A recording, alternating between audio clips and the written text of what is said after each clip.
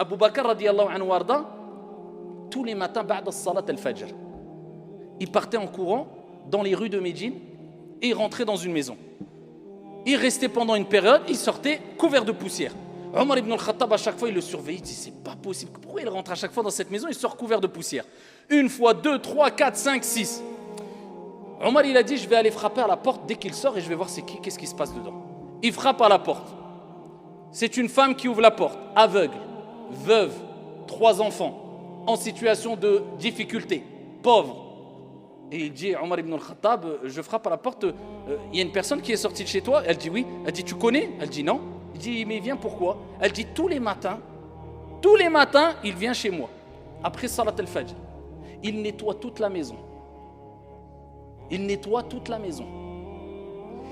traite la chèvre. Elle avait une chèvre. Il traite la chèvre. Il lave le linge. Et il prépare à manger. Radiyallahu anhu. Et ensuite, il repart. Omar ibn al-Khattab, il s'est mis à pleurer. Et il a dit, Ya Amir al-Mu'minin, tu as mis la barre trop haute pour nous après toi. Il a dit, la charge, elle est trop lourde après toi. Comment tu as mis la barre comme ça? Quand tu vas partir, nous, comment on va réussir à assumer ce que tu assumes? Comment on va avoir ce niveau? Comment on va assumer cette responsabilité? Min al-Mu'minin rijal. Parmi les croyants, il y a des hommes. Ils ont sacrifié modestement, avec humilité, de manière concrète pour laisser des bonnes traces. Et pas bêtement, parce qu'il y a des gens qui pensent que le sacrifice, c'est de faire n'importe quoi. Et Shaitan joue avec eux. Regardez ceux qui ont dit, en faisant des attentats et je ne sais quoi, oui, on va prouver qu'on aime Dieu au nom de l'islam, au nom de la religion de Dieu. Inna ad-dina indallahi al-islam. Ils sont partis. C'est pas, ils ont laissé des mauvaises traces pour eux. Des millions de personnes, des millions de musulmans en ont mangé plein les dents. Pourquoi? Parce que un tel, Foulan et Allan, eh bien, ont gâché la belle image, ont sali la belle image de l'islam et tout le monde en a pâti. C'est pas faire n'importe quoi quand on dit de sacrifier.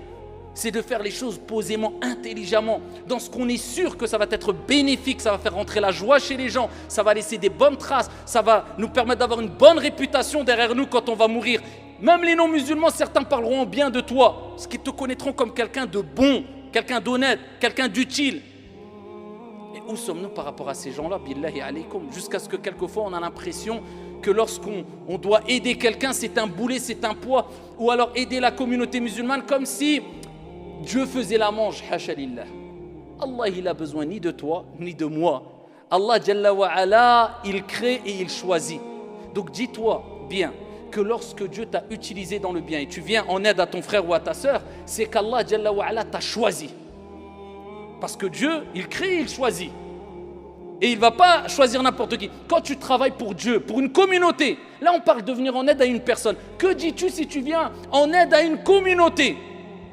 À travers ton investissement dans une mosquée, ou pour la da'wa, la prédication, ou dans une école, tu viens en aide à toute une communauté. Et Abdallah, tu ne peux même pas imaginer la récompense.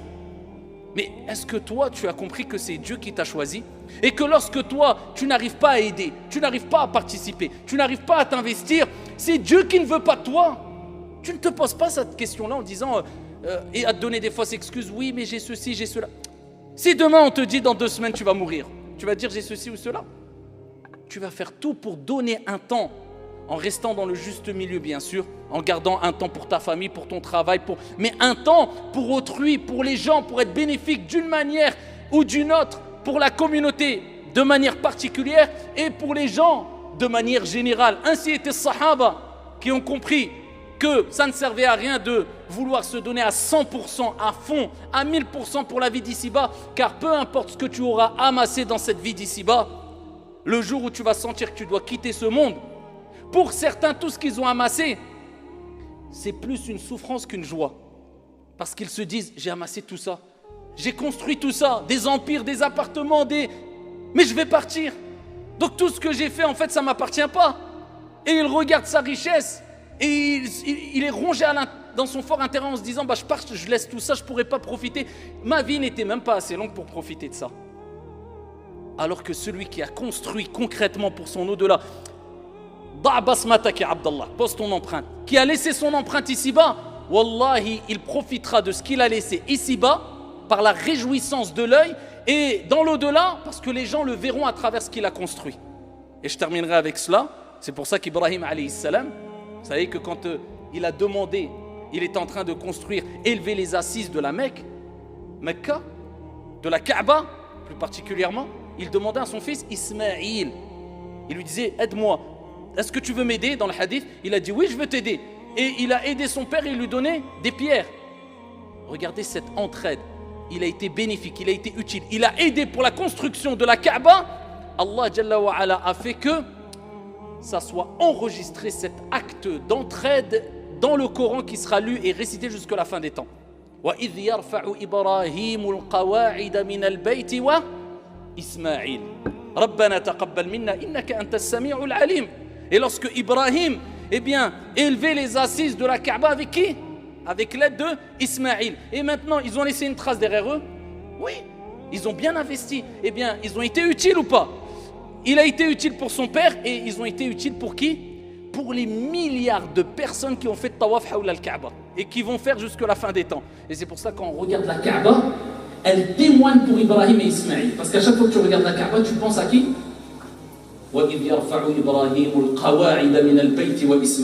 Tu penses à Ibrahim et à Ismaïl. C'est un témoignage et c'est un argument pour eux au jour de la résurrection. Donc pose-toi la question, est-ce que tu es un poids? Est-ce que tu es assisté? Ou est-ce que tu es utile? Est-ce que tu es bénéfique? Est-ce que tu as laissé ton empreinte? Est-ce que tu veux construire ton avenir concrètement? À toi de te poser la question, à nous toutes et tous de se poser cette question.